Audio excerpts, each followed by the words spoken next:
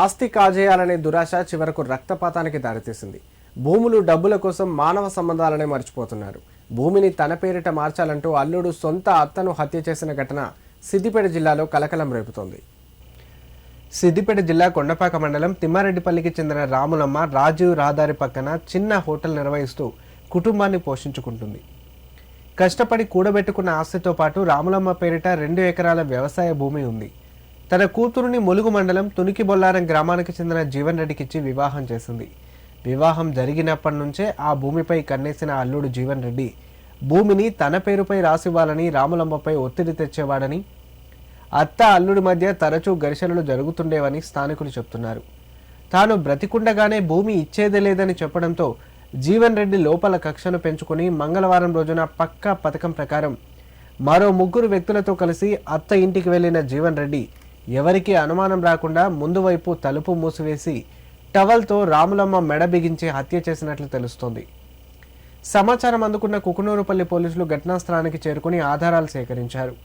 హత్య అనంతరం నిందితులు వెనక ద్వారం గుండా పరారై ఉంటారని పోలీసులు భావిస్తున్నారు. నిందితులు తొందరలో చేసిన పొరపాటే కీలక ఆధారంగా మారిందని, వచ్చిన వారి చెప్పులు, హెల్మెట్ను సైతం ఇంటి గుమ్మం ముందు వదిలి వెళ్లారు.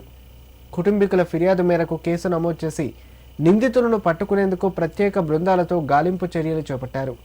హత్య విషయం తెలుసుకున్న కుటుంబ సభ్యులు తీవ్ర విషాదంలో మునిగిపోయారు.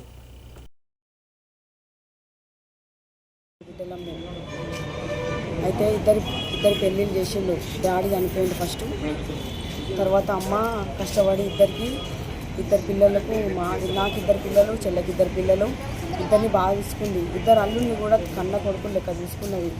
ఎప్పుడైనా ఇద్దరు సమానం చేసేది, సమానం చూసుకున్నది. మనకి ఆస్తి తగాదాలతోటి 6 నెలల నుంచి కుట్ర పెట్టుకొని గుండగాళ్ళతో మాట్లాడి రోజుకి 2 కావాలి, ఆమె ఏం చేస్తుంది, ఎటు పోతుందో, ఏ టైంలో చంపుదామని టార్గెట్ పెట్టిండు.